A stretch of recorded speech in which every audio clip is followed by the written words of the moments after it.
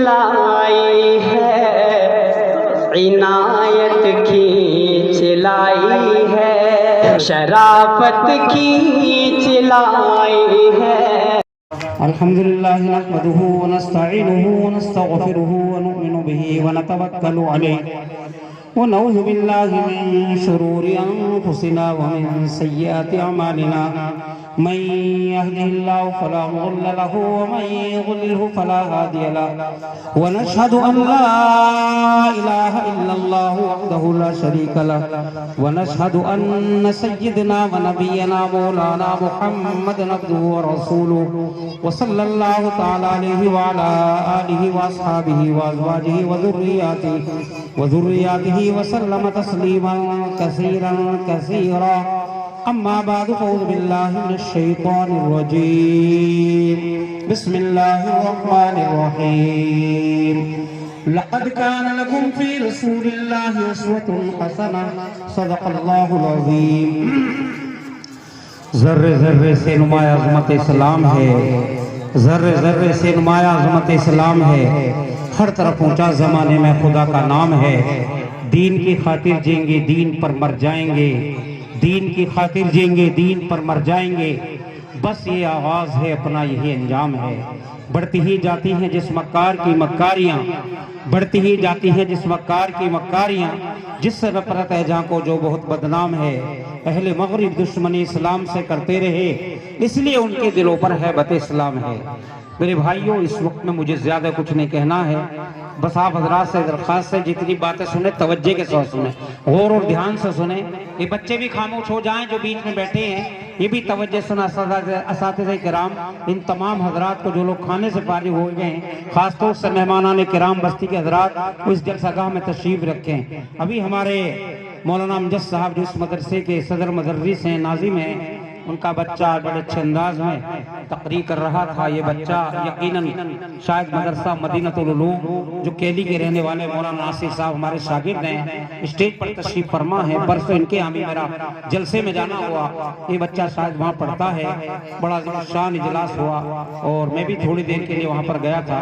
پوربالیان کے پاس جہاں کے مولانا رہنے والے ہیں، خبہ پور، علیار پور، کئی گاؤں ہیں، گندور، حضور نگر گندور، اس گاؤں کا نام ہے علیار پور، کہتے ہیں اس کو عبدل پور لیکن نام ہے اس کا علیار پور۔ اس گاؤں کا بچہ تھا اور مولانا اسی مدرسے میں رہتے ان کا بچہ تھا۔ بیٹھ جاؤ بچی، بیٹھ جاؤ، بالکل خاموشی کے ساتھ بیٹھ جاؤ، کیا کھیل مچا رکھا تم نے، کیا کرو جاؤ یہاں سے، خاموش نہیں بیٹھ جاؤ۔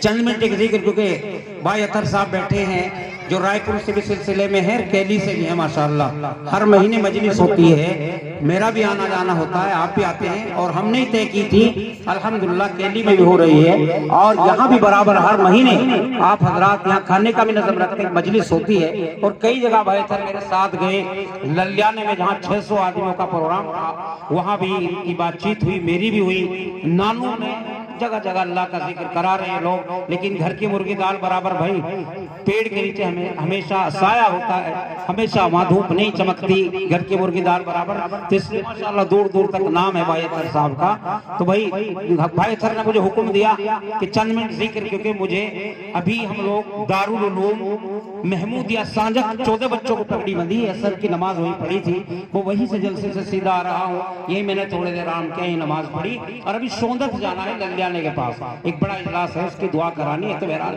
یہ میرے علاقے کا جلسہ تھا، میری آدمی ضروری تھی۔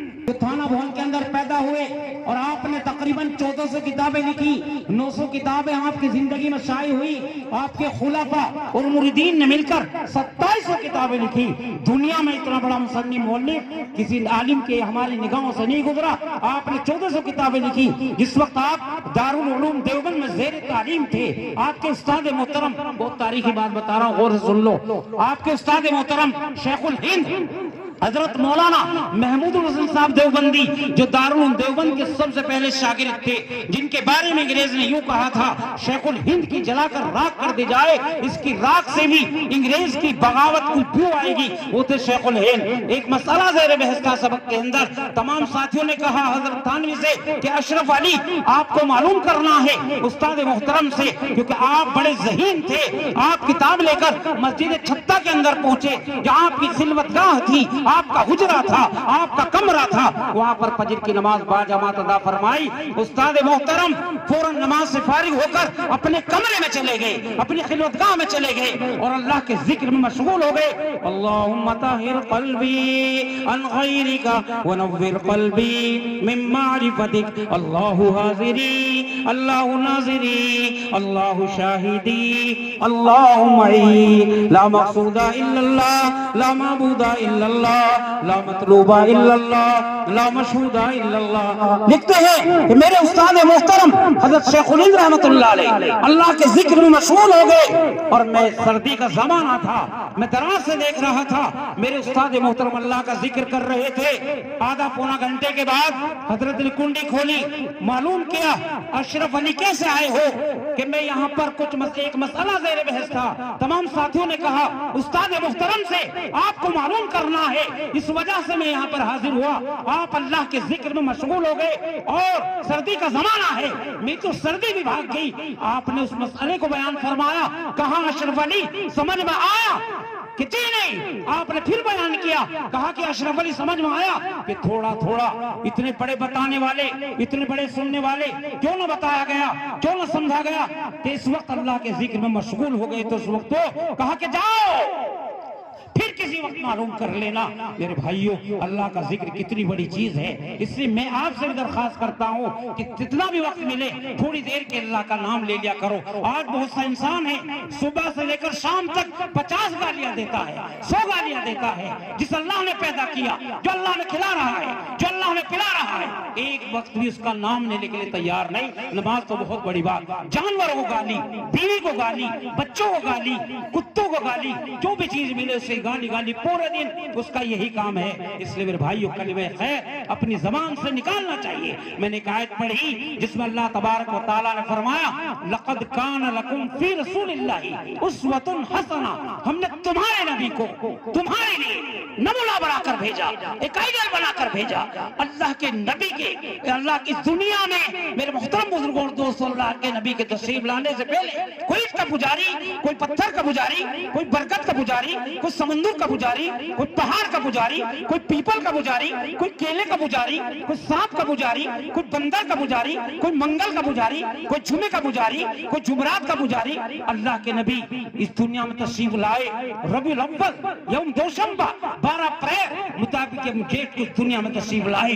حق آ گیا، باطل مٹ گیا۔ نبوت مل جانے کے بعد 13 سال تک مکہ معظمہ میں اسلام کی تعلیم و تبلیغ میں مصروف رہے، لیکن جس وقت مکے کے باشندوں نے ہجرت کرنے پر مجبور کر دیا، نبی کریم صلی اللہ علیہ وسلم، ایک مرتبہ بھی کہنے کرو صلی اللہ علیہ وسلم، نبی کریم صلی اللہ علیہ وسلم مدینہ طیبہ تشریف لے گئے۔ مکے کی زندگی ہے، مکے کے عمرہ نے اعلان کیا نعوذ باللہ جو محمد کی گردن اتار کر لا دے، ابو بکر کی گردن اتار کر لا دے، ہم اس کو 100 اونٹ انعام کے طور پر دیں گے۔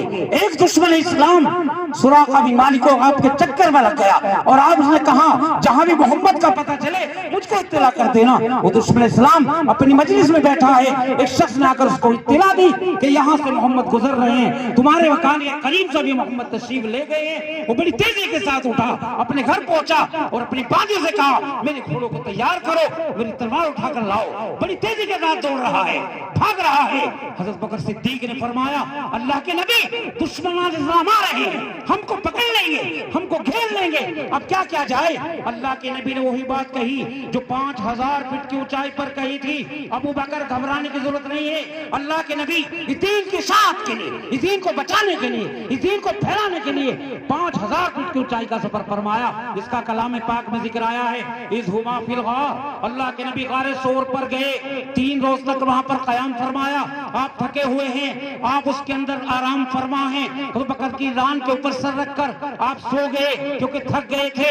حضرت بکر نے دیکھا چاروں طرف سوراخ ہیں، بل ہیں، غار ثور کے اندر اپنا کرتا اتارا، اس کے ٹکڑے ٹکڑے کیے، تمام سوراخوں کے اندر بلوں کے اندر لگا دیے۔ ایک سوراخ باقی رہ گیا جس کے اندر ایک سانپ منہ نکالے بیٹھا ہوا تھا۔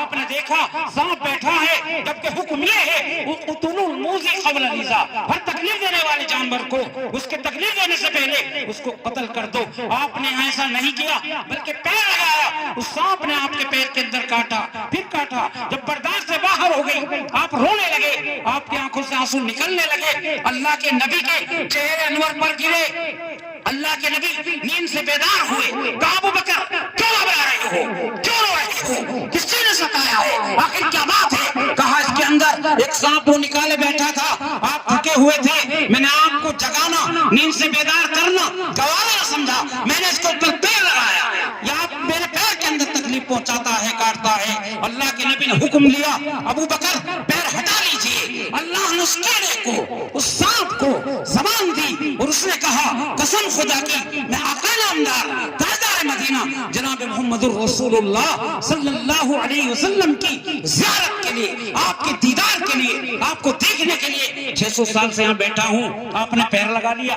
یہ تھے ہمارے نبی۔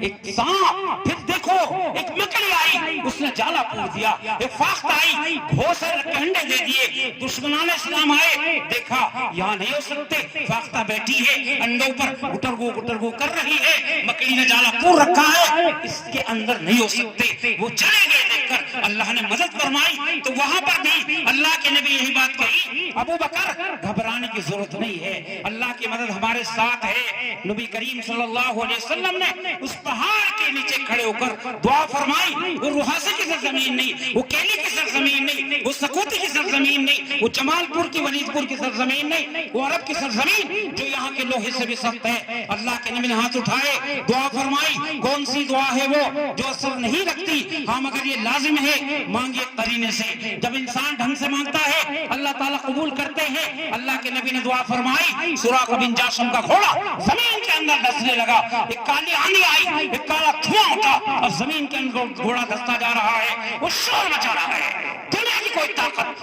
دنیا کی کوئی حکومت، دنیا کی کوئی قوت اس وقت میں مجھے نہیں بچا سکتی ہے۔ آپ دونوں حضرات میرے لیے دعا فرما دیں، اگر آپ نے دعا نہ کی میں زمین کے اندر چلا جاؤں گا، میں زمین کے اندر دھس جاؤں گا۔ اللہ کے نبی کے کانوں میں جس وقت یہ آواز پہنچی، اللہ کے نبی نے حضرت بکر کو حکم دیا، جاؤ سنو یہ کیا کہتا ہے۔ حضرت بکر تشریف لے گئے، معلوم کیا آپ ہم سے کیا چاہتے ہو؟ میں سونٹ کے لالچ میں، سونٹ کے چکر میں یہاں پر آ گیا تھا، میرے سے غلطی ہو گئی، میرے سے بھول ہو گئی، آپ دونوں حضرات مجھے معاف فرما دیں۔ جا کر اللہ کے نبی سے فرمایا یہ آپ سے معافی مانگتا ہے، زمین کے اندر دھستا جا رہا ہے۔ اللہ کے نبی نے بلوایا، وہ پہنچا، جا کر سلام کیا اور سلام کرنے کے بعد کہا حضرت میرے سے غلطی ہو گئی، میرے سے بھول ہو گئی، آپ مجھے معاف فرما دیں۔ اللہ کے نبی کیا کہا کہ جاؤ ہم نے تمہیں معاف کر دیا۔ ایسے نہیں، میں تحریر بھی چاہتا ہوں، اس زمانے میں یہ فائل نہیں تھی، یہ رجسٹر نہیں تھے، یہ کاغذات نہیں تھے، یہ دستے نہیں تھے۔ آپ نے عامر بن فہیرہ جو آپ کے رفیق سفر تھے ان کو حکم دیا، جاؤ ایک ہڈی کے اوپر، ایک چھلنی کے اوپر ایک تحریر لکھو۔ آپ نے تحریر لکھی، اللہ کے نبی نے انگوٹھی سے اس کے اوپر دستخط فرمائے، کہا کہ جاؤ ہم نے تمہیں معاف کر دیا اور ہم نے تمہیں سند بھی دے دی۔ اب یہ نورانی قافلہ، شدت کی بھوک لگ رہی ہے، پیاس لگ رہی ہے، گرمی کا زمانہ ہے، آگے بڑھ رہا ہے بڑی تیزی کے ساتھ۔ دیکھا ایک بوڑھی اماں ام معبد اپنے خیمے کے دالان میں بیٹھی رہا کرتی تھی، وہاں پر یہ پہنچے، اللہ کے نبی نے بوڑھی اماں کو سلام کیا اور سلام کرنے کے بعد کہا اماں جان تمہارے پاس کچھ پانی ہے، اماں جان تمہارے پاس کچھ کھجورے ہیں، اماں جان تمہارے پاس کچھ دودھ ہے۔ بوڑھی اماں نے کہا میرے پاس تو کچھ بھی نہیں، میرا شوہر بکری چرانے کے لیے جنگل میں گیا ہوا ہے۔ اللہ کے نبی نے دیکھا، اور سے سننے کی بات ہے، سیرت کی تقریر ہے، اگر کسی شہر میں ہوتی تو جگہ وہاں تک نہ ملتی، گیٹ تک۔ میرے بھائیو اللہ کے نبی نے کہا اماں جان، اب اللہ کے نبی نے دیکھا ام معبد کے خیمے کے کونے کے اوپر ایک سوکھی بکری کھڑی ہے۔ اللہ کے نبی نے فرمایا کہ اماں جان یہ بکری دودھ دیتی ہے، چارہ پانی نہ ملنے کی وجہ سے اتنی پتلی دبلی سوکھی لاگر ہو چکی ہے، اس کے نیچے دودھ نہیں ہے۔ اللہ کے نبی نے فرمایا کہ اماں جان یہ تھوڑا بہت دودھ دیتی ہے، اس کے نیچے قطعاً دودھ نہیں ہے۔ اللہ کے نبی نے فرمایا کہ اماں جان آپ مجھ کو تھوڑا دودھ دہنے کی، دودھ نکالنے کی اجازت ہوگی، قسم خدا کی میرے ماں باپ آپ پر فدا ہو، قربان ہو، میں آپ کو اجازت دیتی ہوں اللہ کے نبی نے بسم اللہ الرحمن الرحیم پڑھ کر فوراً بکری کے تھنوں میں ہاتھ ڈال دیے، اس کے نیچے دودھ جاری ہو گیا۔ اللہ کے نبی نے اس دودھ کو نکالا، سب سے پہلے بوڑھی ام معبد کو پلایا، اس کے بعد اپنے ساتھیوں کو پلایا، اس کے بعد خود پیا، پھر اپنا دودھ اور نکالا، اس کے گھر میں رکھ کر چل دیے۔ شام کو اس کا شوہر بکری چرا کر جیسے گھر پہنچتا ہے، گھر میں دودھ دیکھتا ہے، حیرت میں پڑ جاتا ہے، کہتا ہے دودھ میرے گھر میں کہاں سے آیا؟ میرے گھر میں کوئی دودھ دینے والا جانور نہیں ہے۔ وہ پریشان ہو جاتا ہے۔ اس کی بیوی نے سارا واقعہ بیان کیا، وہ سمجھ گیا میرے مکان میں نبی کریم صلی اللہ علیہ وسلم تشریف لائے، میں آپ کی خدمت اقدس میں ضرور حاضر ہو جاؤں گا۔ تو شاعر نے کیا خوب کہا ہے، چشمے کرم سے آپ کی انسان ہو گئے، چشمے کرم سے آپ کی انسان ہو گئے، ویسی عرب کے صاحب ایمان ہو گئے۔ اللہ کا کلام بھی ایک ایسا کلام ہے، فاروق سن کے صاحب ایمان ہو گئے۔ جس راہ سے رسول مکرم گزر گئے، اس راہ کے شجر بھی مسلمان ہو گئے۔ جیسے قدم رسول کے آئے زمین پر، سب مرحلے حیات کے آسان ہو گئے۔ ایک دن جا رہے تھے کہیں مصطفیٰ، پیر کا روز تھا اور وقت صبح کی دلکشی میسر ہو گئی۔ چلتے چلتے آپ کو دوپہر ہو گئی، ایک ویران سا پیڑ آیا نظر، مصطفیٰ مسکرائے اسے دیکھ کر، ویران ہو گیا ہوں مگر کیا کروں، کس طرح پر اپنا سایہ کروں؟ یا نبی جی خدا سے دعا کیجئے، مجھ کو میری جوانی عطا کیجئے۔ جب سنی آپ نے پیڑ کی دکھ بھری داستان، ہاتھ اٹھا کر نبی جی نے مانگی دعا، شادیانہ بہاروں کا بجنے لگا، پھول پتوں سے وہ پیڑ پھلنے لگا۔ یہ تھے ہمارے نبی، لقد کان لکم فی رسول اللہ اسوۃ حسنہ، ہم نے تمہارے نبی کو تمہارے لیے نمونہ بنا کر بھیجا، ایک آئیڈیل بنا کر بھیجا۔ اس لیے میرے بھائیوں، نبی کی زندگی کو اپنی زندگی کے اندر اتارنا چاہیے، سنت اور شریعت پر عمل کرنا چاہیے۔ ان تمام چیزوں کو دھیان رکھتے ہوئے زندگی گزاریں، کیونکہ بڑا مبارک یہ راتیں چل رہی ہیں، بڑا مبارک مہینہ چل رہا ہے جس کا نام ہے شعبان۔ اللہ کے نبی تقریر کرتے، واز کرتے، یوں کہتے تمہارے اوپر ایک ایسا مہینہ آنے والا ہے، اس مہینے میں روزے رکھ کر اپنے بدنوں کو صاف کر لو، قرآن کریم کی تلاوت میں اضافہ کرو، نفلی عبادت میں اضافہ کرو۔ ایک رات گئی شب برات، بری ہونے کی رات، کتنا غلہ پیدا ہوگا، کتنی آندھیاں آئیں گی، کتنی بارش پڑے گی، کتنا برف پڑے گا، اور ان پہاڑوں سے اور ان بادلوں سے پتھر برسیں گے، آگ برسے گی، برف برسے گا، کیا ہوگا اللہ بہتر جانتا ہے۔ اللہ کے نے جب بادلوں کو دیکھتے تھے، وضو کرتے، مسجد نبی میں تشریف لے جاتے اور نماز میں مشغول ہو جاتے۔ آج تو ہم ہنستے پھرتے ہیں، ان چیزوں کو دھیان رکھنا چاہیے۔ تو اس سے میرے بھائیو، یہ مہینہ بڑا عظیم، بڑا مبارک، رات چلی گئی شب برات بڑی مبارک۔ بس مجھے آگے کا تقاضا ہے، شوندد ایک گاؤں ہے، مدرسہ مظلوم، پرانا مدرسہ ہے، 70-75 سال پرانا، حضرت تھانوی کے امام رہے وہاں، حضرت مولانا قاری امیر احمد صاحب، 110 سال کی عمر ہوئی، وہاں ایک جلسہ چل رہا ہے، وہاں پر جانا ہے، یہ اپنی بستی ہے، بھائی مدرسے کا خیال رکھے۔ یہ ادارہ فقیہ الاسلام حضرت مولانا مفتی مظفر حسین صاحب نور اللہ مرقدہ، جو ہمارے ضلع قصبہ اجراڑے کے رہنے والے تھے، مظاہلوم کے ناظم اعلیٰ تھے، ان کے والد محترم حضرت مولانا مفتی سعید احمد صاحب، مفتی اعظم مظاہلوم سہارنپور، جنہوں نے کتاب ایسی لکھی معلم الحجاج، تقریباً 40 کتابیں اس موضوع پر آ چکی ہیں۔ حج کے سلسلے میں کوئی کتاب ان کے کتاب کے حوالے کے بغیر نہیں لکھی گئی ہے۔ انہی کے صاحبزادے تھے مفتی مظفر حسین صاحب، ہاتھ اٹھاتے دعا قبول ہو جاتی تھی، سرکاریں بدل جاتی تھی۔ ایسے لوگ موجود تھے جن کو مستجاب الدعوات کہا جاتا ہے، انہوں نے اپنے دست مبارک سے اس مدرسے کا سنگ بنیاد رکھا۔ اور بھی اکابرین موجود تھے اور ہم جیسے نااہل بھی موجود تھے۔ بہرحال یہ مدرسہ آپ کا مصباح الظفر، مصباحی مسجد جس میں اللہ کا ذکر ہوتا ہے۔ روحاسے والوں، میری درخواست ہے، ہمارا اپنا گاؤں کیلی کا ایک محلہ سمجھو اسے، کیلی کے بہت سارے نوجوان علماء ائمہ اسٹیج پر موجود، بچے بھی موجود، سبھی لوگ اپنا سمجھتے روحاسے کا چولی دامن کا ساتھ ایک طرح سے، اور بڑی محبت ہے یہاں کے لوگوں کو۔ تو اس لیے میرے بھائیوں، اس مدرسے کو آگے بڑھاؤ، بچوں کا تعلیمی نظام بناؤ، اپنے بچوں کو بھیجو۔ مقامی بچے ہونے چاہیے، باہر کے بچے کو چاہے چکر میں نہ پڑو، لیکن اگر مقامی بچیاں ہماری ڈریس کے ساتھ یہاں پر بیٹھی ہیں، بچے بھی پڑھیں گے، تو اس لیے میرے بھائیوں گاؤں میں ایک فیض پہنچے گا۔ ہمارا یہ مدرسہ کافی دن میں قائم ہوا ہے۔